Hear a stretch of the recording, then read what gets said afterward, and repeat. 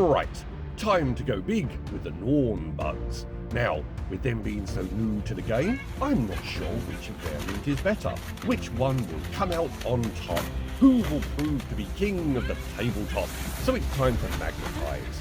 I cut it from the sprues and got my pile of bits ready to go. Very few mould lines on this one.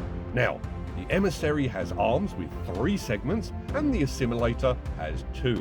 They both have the same talon, so whatever. I'm going with 3 for both. It just looks more alien, separating it visually from the standard humanoid format. It's a new bioform. I like the idea that the hive mind is trying new arrangements with this one. Now, unlike previous models, this one doesn't have the usual half dome for the heads, it just has an opening. It's as though Games Workshop don't want you to magnetize it, and instead want you to buy 2 of them. This is overcome with good old green stuff, mushed together and spread into the openings of head and torso. Smooth it into place and let it dry to get 2 surfaces in which to install magnets. Or what about a magnet? What magnet? What about it?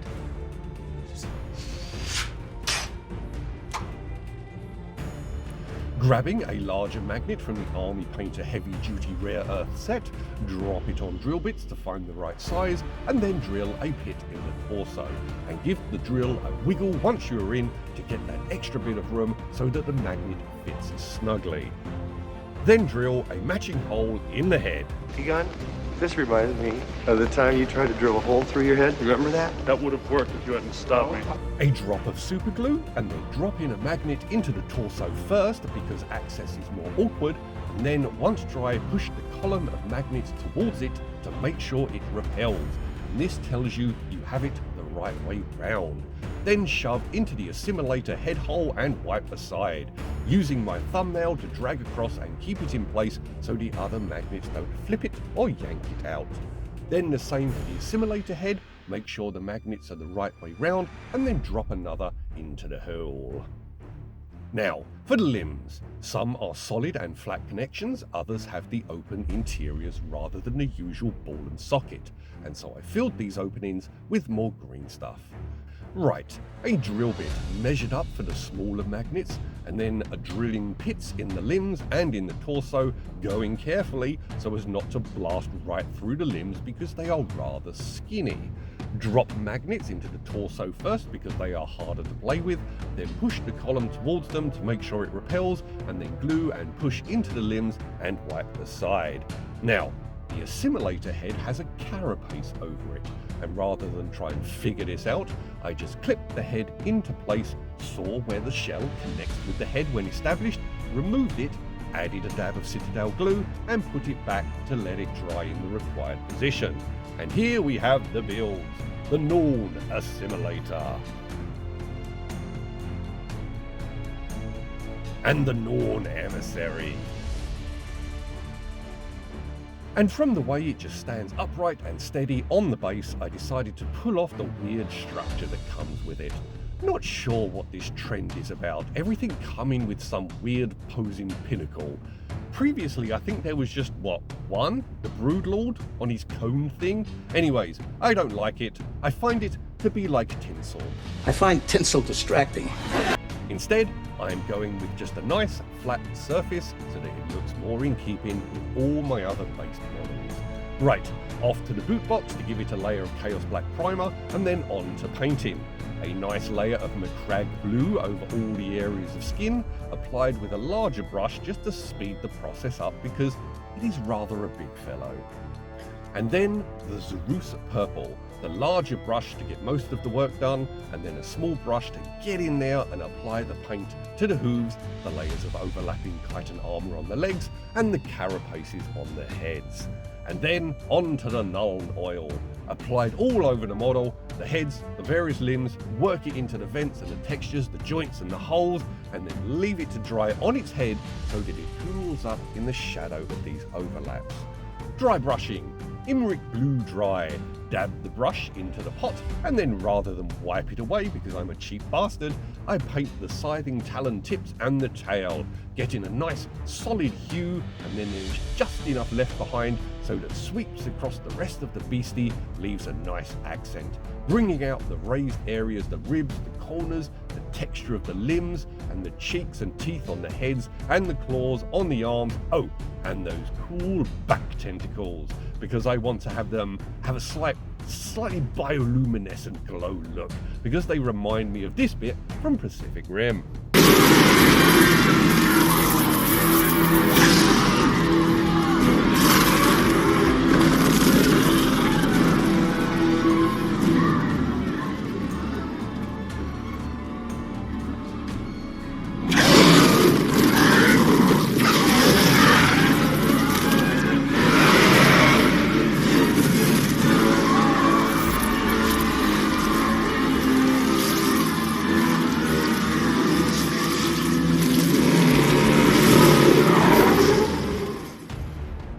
Anywho, onto the Ethereum Blue Dry, and the same tactic. Dip in the pot, paint onto the Imric, and then apply a more frugal dry brush over all the areas that got the Imric, accentuating the blue, catching the edges and making the claws, talons and tentacles really glow. Gene Stealer Purple on the chitin. Because it's a normal layer paint and there's no solid areas of this colour, I wiped away on my hands the cutting board, a paper towel, whatever was around at the time, and then apply a dry brush to all the areas of Zerus.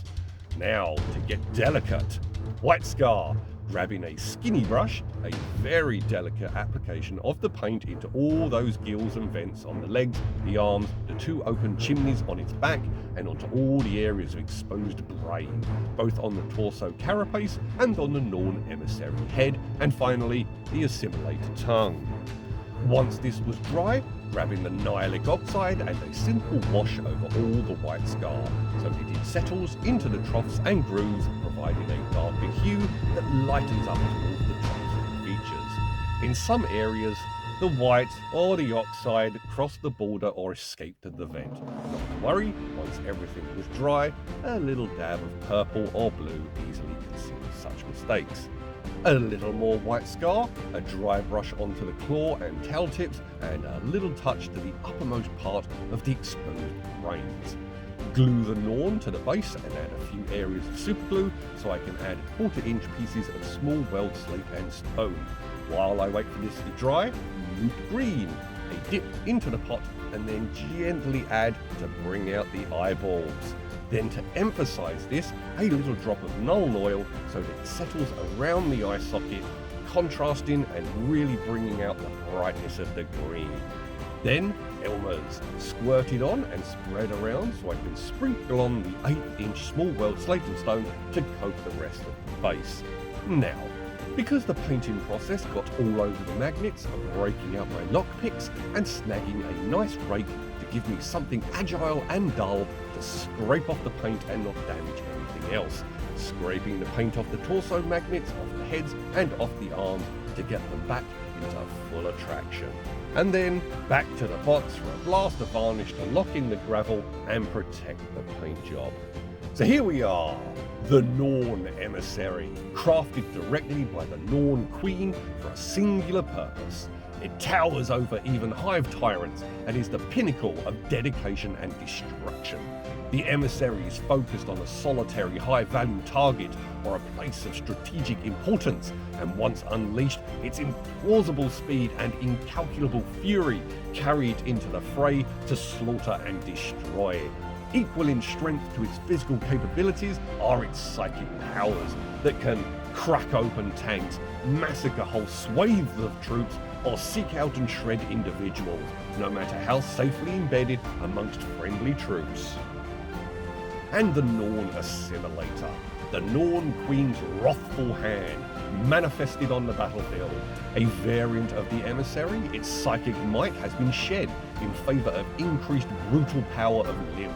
Equipped with tox injector harpoons, it can spear targets, and those that survive are reeled in to be subjected to the devastating power of its claws.